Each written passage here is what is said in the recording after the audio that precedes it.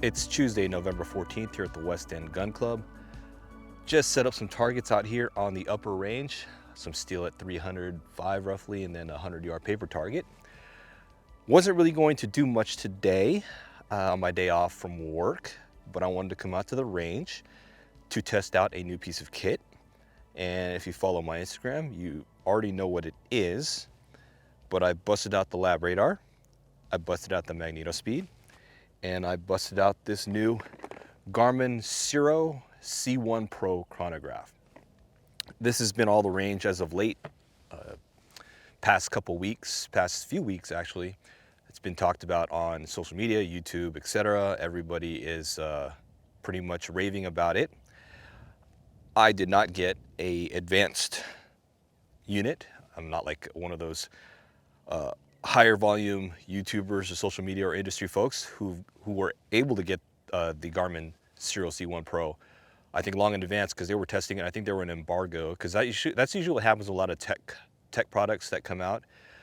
They often give them to various reviewers, especially with cameras and stuff, and then they'll have it for maybe months before the release date, and then they're under embargo though, so they're not even allowed to talk about it or even make mention of this product until a certain date and time in which the floodgates open. That's why when you see new cameras come out, like on a random time, like at midnight or maybe 2100 hours on the West Coast, right? You'll just suddenly see a bunch of YouTube videos for this new camera you never heard of. That's because all the reviewers, these YouTube reviewers, finally got the approval to release their video or release any information on that product. So anyway, I digress. If you've been living under a rock and you haven't heard about the Garmin Xero C1 Pro, it's a new chronograph. Basically, it's a Doppler-based chronograph system that is essentially the size of a GoPro. And I opened it up last night, charged it up before I got here, and this is it. As you can see here, it is a 16th the size of a Labradar, if that, or even less. But yeah, it's about the size of a GoPro. And that's pretty much it. And it comes with this little tripod that you can run it on, because it has a 1/4" 20 thread and this little dinky little tripod, which apparently works relatively well based on what all these initial reviewers are indicating. I picked up an ARCA plate from Unknown Munitions because I was Googling for one, and apparently they had one that is anti-rotation, because it only has a single hole here for your tripod mount, and I wanted one that was anti-rotation, because if you know anything about tripod mounts, if there's no anti-rotation pin or anything like that, it's just going to turn, which I hate. But we're going to try it on tripod first, just because that's how it was intended initially, and I'll talk about what I'm going to do to adapt it to a rifle. Why did I get this? Because it's the new hotness. I didn't really care to get one, but I said, you know what, I'm going to get one eventually, so I might as well get one now. So I've had the Labradar since 2016, had the Magnetospeed since like 2019 maybe, and I think both units work well. They work well for me. I've had no real issues.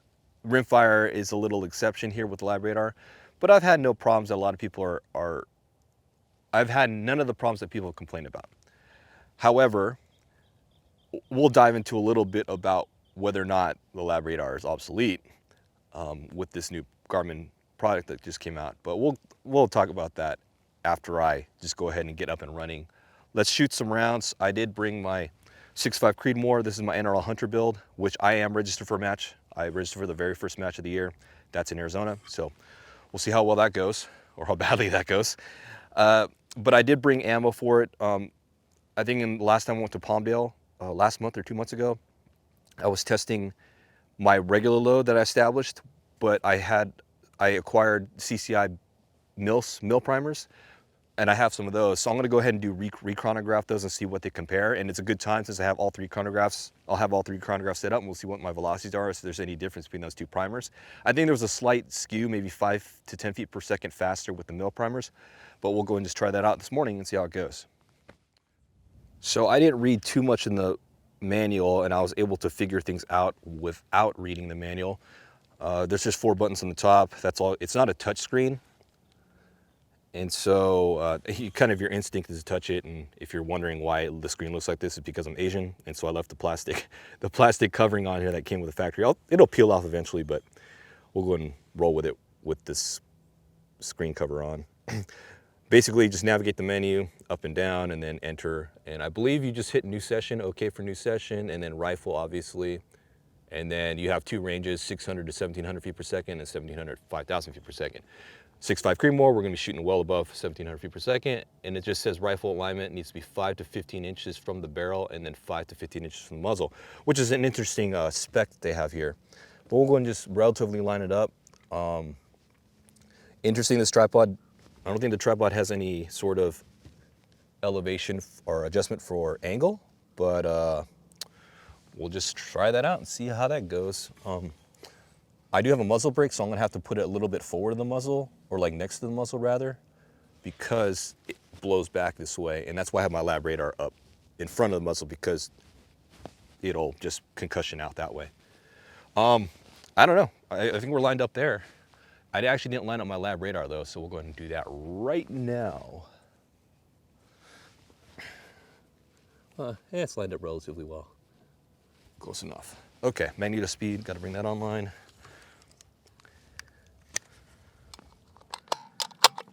All right.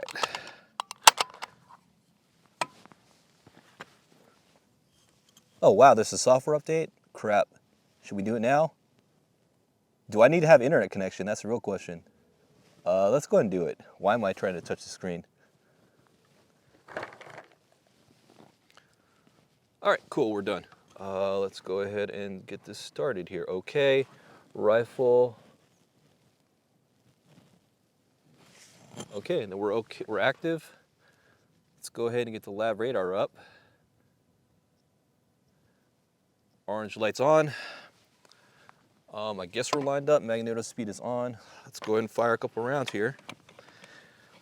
I anticipate we'll be pushing, should be pushing about 2790 here, 2795, maybe a little hotter. This is a cold bore.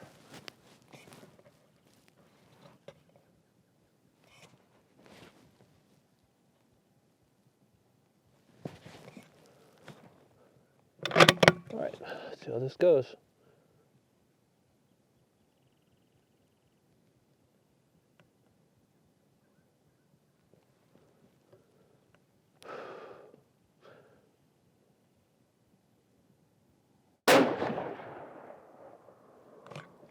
$26.69 on the Xero C1, $26.78 on the Magnetospeed, $26.75. So $26.78 is, so the Magnetospeed is 3 feet per second faster than the Labradar, which is 6 feet per, well, 2669.9, so about 5 feet per second faster than the Xero C1. So we have quite a bit of skew there. Go ahead and give it another whirl here. That's a cold bore. It's dirty. I haven't cleaned it since the last time I was out here, or out to the range with it.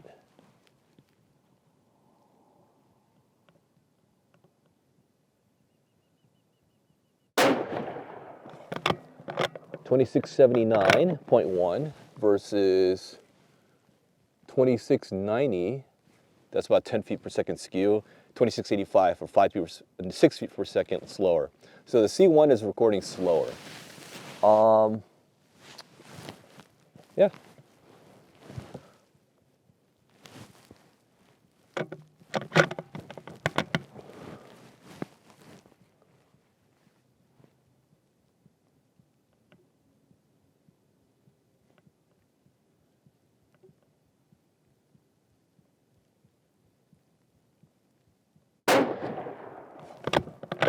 $26.76 versus 2683 versus 2680 on the Labradar. So the Xero C1 appears to be about 5 to 6 feet per second slower than the Labradar and about 9 to 10 feet per second slower than the Magnetospeed. Magnetospeed has always been running faster than my Labradar by about 3 to 4 feet per second, which is what I expected. But the Xero C1 definitely is coming out slower. Which one is more accurate? Who knows? I honestly don't know.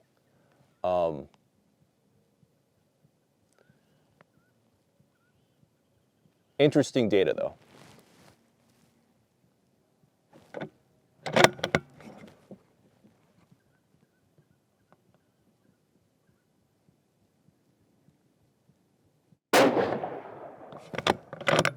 2687 versus 2696 versus 2691 on the Labradar.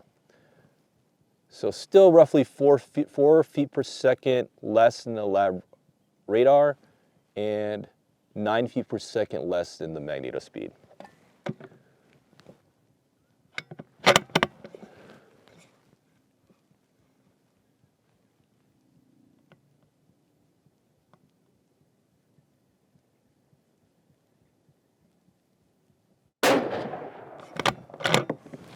$26.93 versus $27.03 versus $26.98. So I've been reading it off in Garmin, Magnetospeed, and Labradar as far as my ordering when I've been reading it off.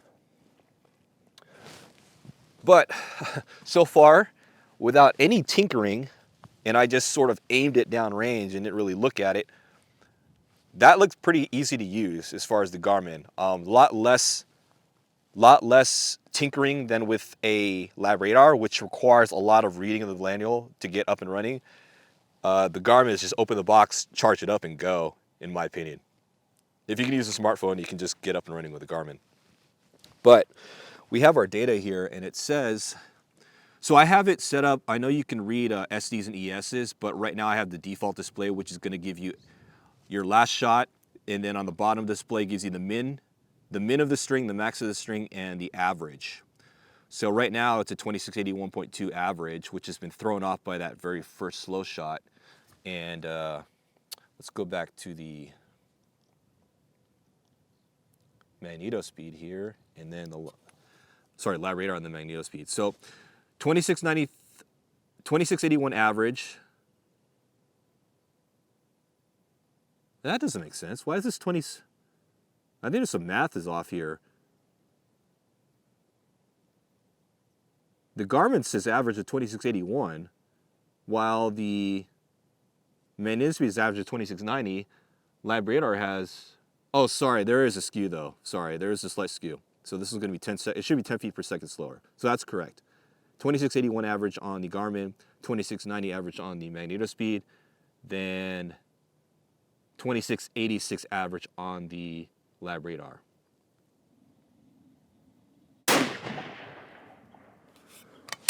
Okay, yeah, that makes more sense. So this is faster. Definitely shooting faster.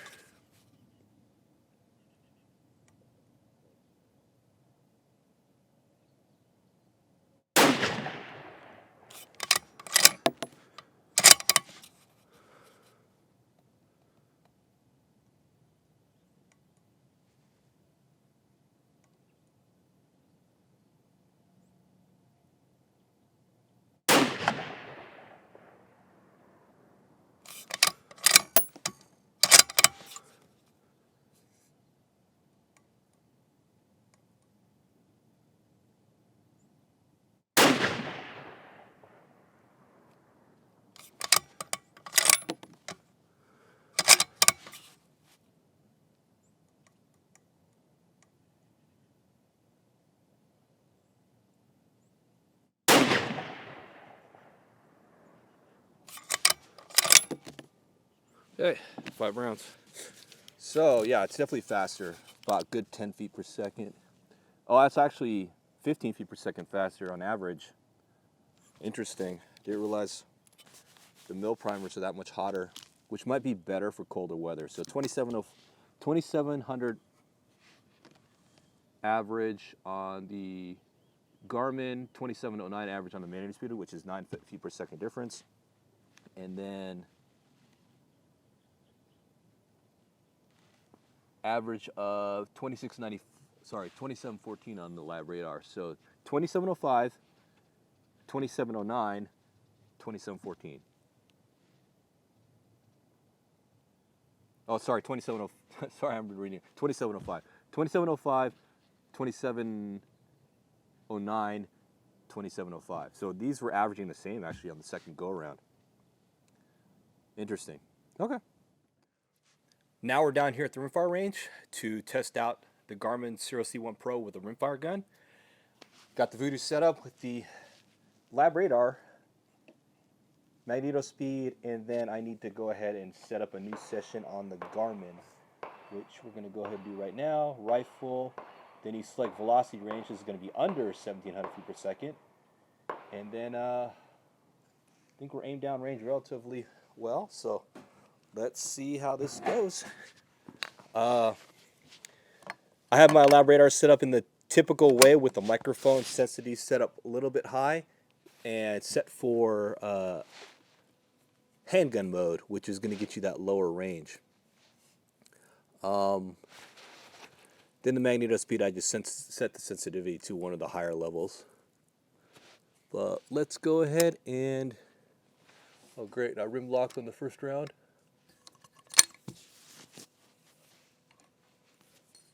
Oh, that's weird.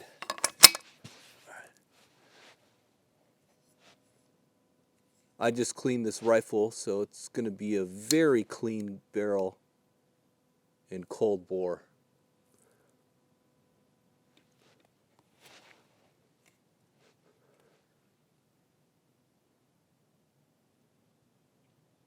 Oh, forgot to set the Labradar on active mode, which is something I often forget to do, which is one of the negatives of a Labradar.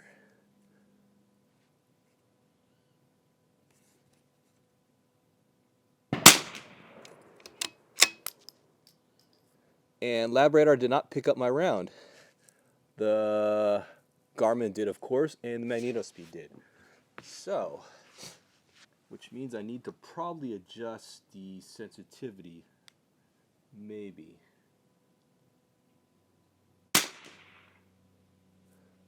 Labradar finally picked up. Wow, that was a low round. 996. 995 in the Garmin, 996 on the Labradar.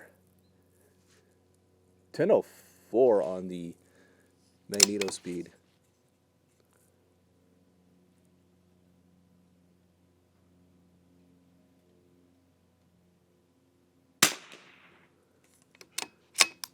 Back up to 1027 on the Garmin.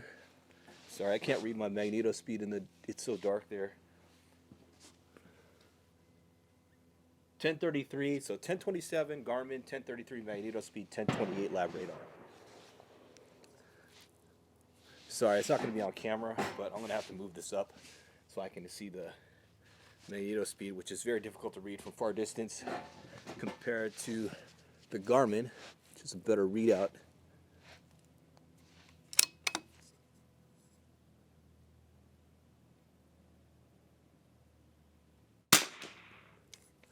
So 1024, 1029, 1025. I'm reading from Garmin, Magnetospeed to Labradar. So I'll say it again, 1024.2, 1029, 1025.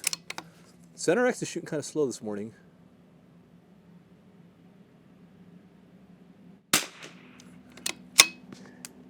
$10.28, $10.34, $10.30.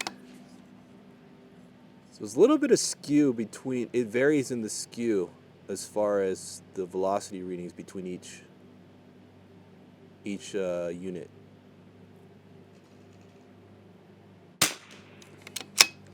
$10.27.6 versus $10.34 versus $10.29.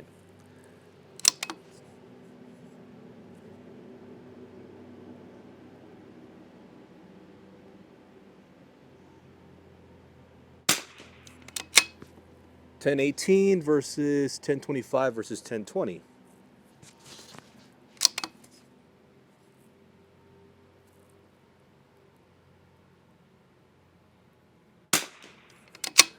$10.31 versus $10.39 versus $10.33. So the Magnetospeed and the Garmin are going to vary by about 7 to 8 feet per second versus the Garmin and the Labradar. Garmin Labradar is going to vary between 1 to 3 feet per second, at least for Rimfire. But the Garmin's reading slower than both units.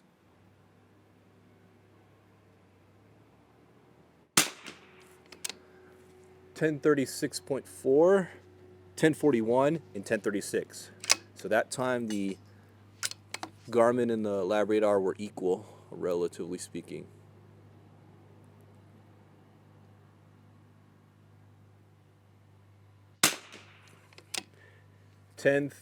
What?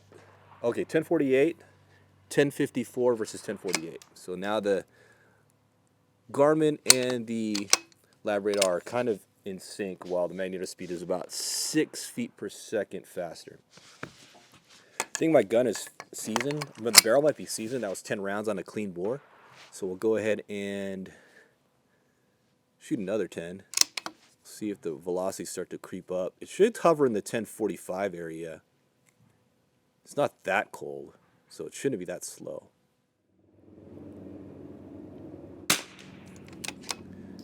$1042.5 versus 1049 versus 1045. And that's a good round there. Chopper flying overhead. So, right now what I'm seeing is about what I expected. I expected the Garmin to be slower than the Magnetospeed for sure, and it is roughly, let me pull the averages up here. Just bear with me here.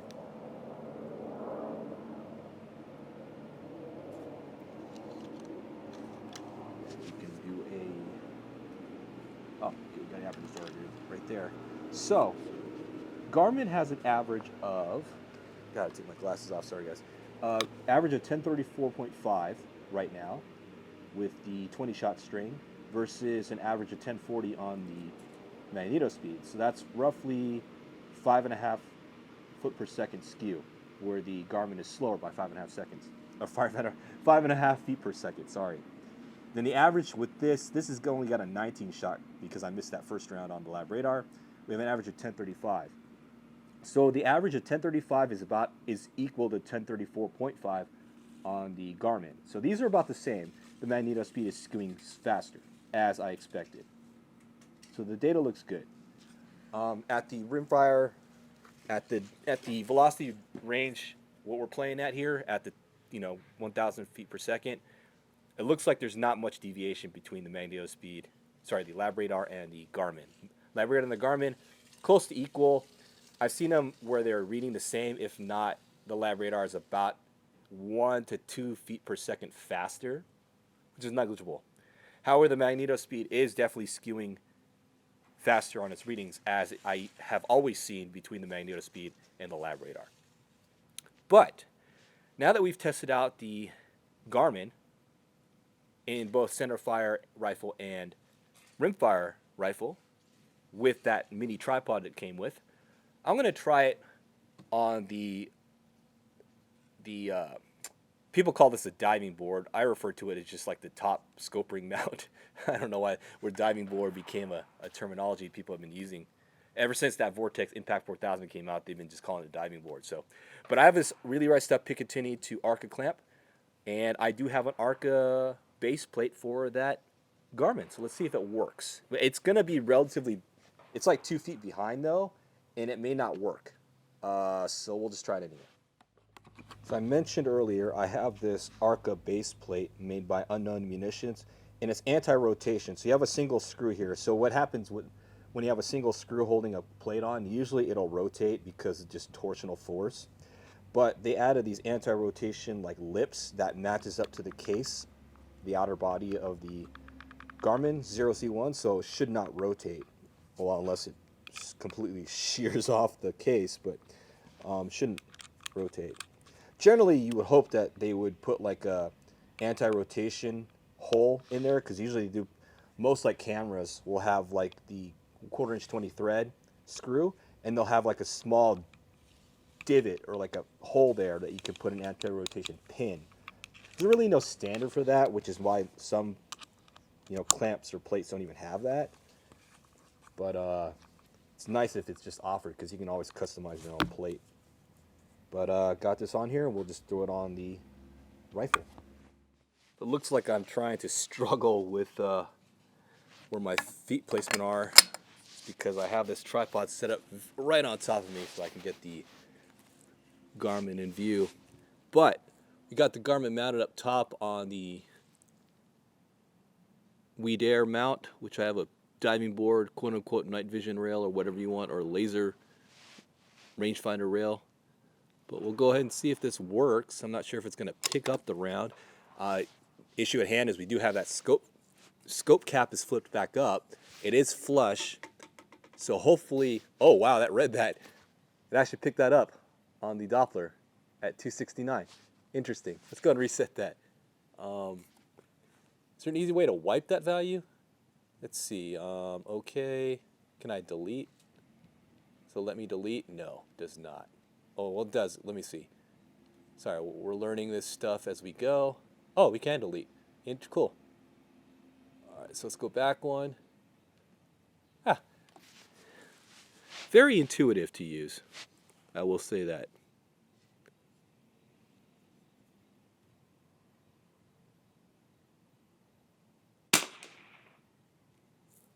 So it did pick it up, 1023.8 and 1027 on the Magnetospeed.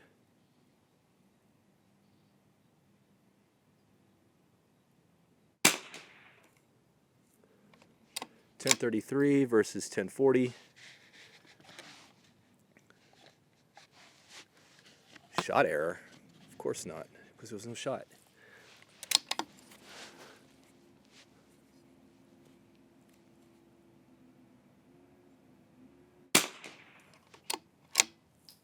$10.25, $10.31.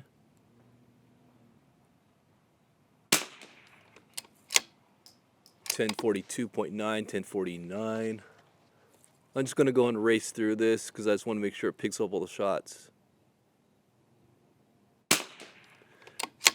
It's a new wind out there because now my group is just going right for some reason.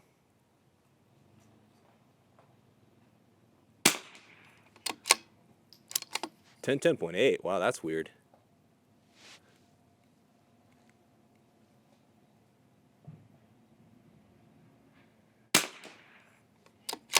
$10.43, $10.49.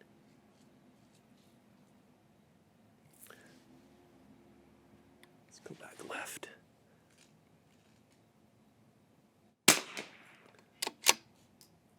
$10.46.2, $10.52.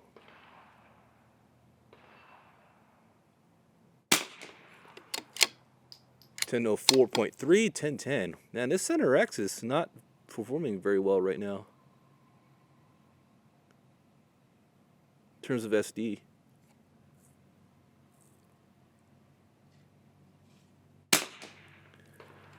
$10.44, $10.51.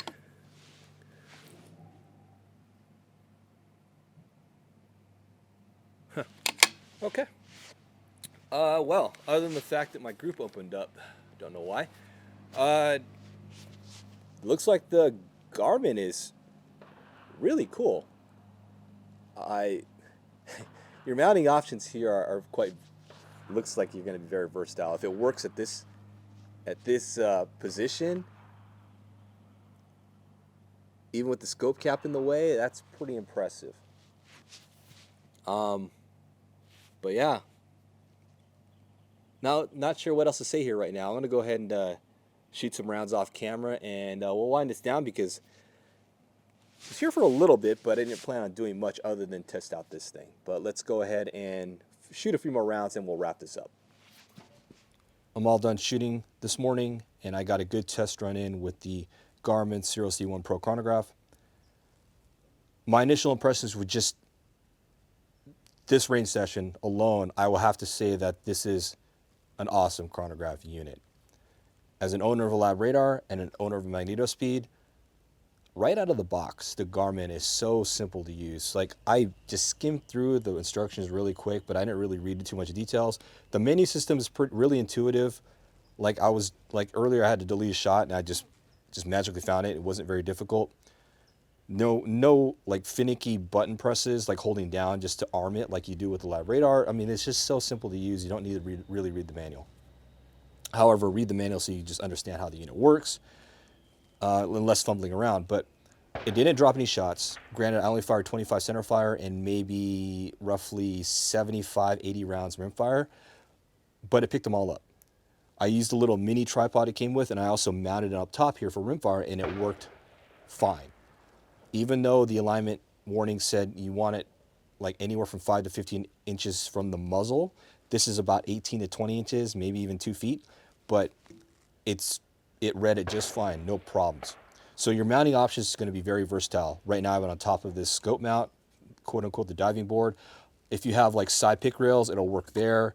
If I wanted to, I can run on the bottom of my ARCA rail. So if I can ARCA clamp, I can do that instead of running the Magnetospeed. But there really wasn't much in terms of setup either as far as simplicity, because Labradar, you really have to get it lined up. You have to line up the face of it. Here, I just kind of point it in the general direction of the target, set it next to the muzzle or the rifle, and it worked fine. So right now, I'm really impressed by this unit. And the hype, I want to say it's real because, like I said, past 3 or 4 weeks, all the big name YouTubers, especially those in the rifle community, already had these units and released videos on it, talking about it and hyping it up, and everybody jumped on it. You've seen Labradars already being sold on the used market for like $400 so people can buy the Garmin. Is that hype justified? Right now, I would say yes. I have to say it's justified hype. A lot of people are saying this is the death of Labradar. I'm not going to jump on that bandwagon just yet. I mean, is this a Labradar killer? Yes, the Garmin Xero C1 Pro is a Labradar killer. I mean, hands down, is a minuscule size compared to the Labradar. Doesn't require an extra battery because I'm running a battery unit, or otherwise you'd have to run like 8 or something, 6 AA's, which is just, you don't want to do that because it goes through those quick. But I'm using just a USB battery charger or battery pack. This is a built-in battery, so there's nothing to plug in. It's just the unit, that's it. No microphones to deal with because it's pure Doppler.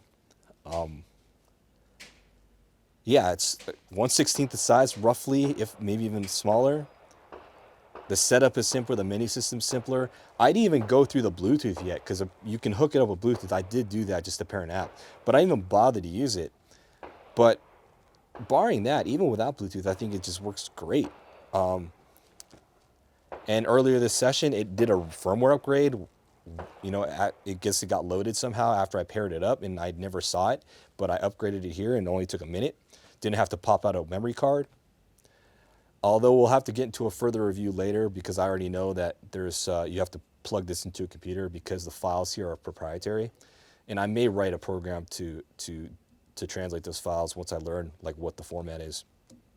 But in any case, this is a Labradar killer. Size, convenience, everything, usability, it is Labradar killer.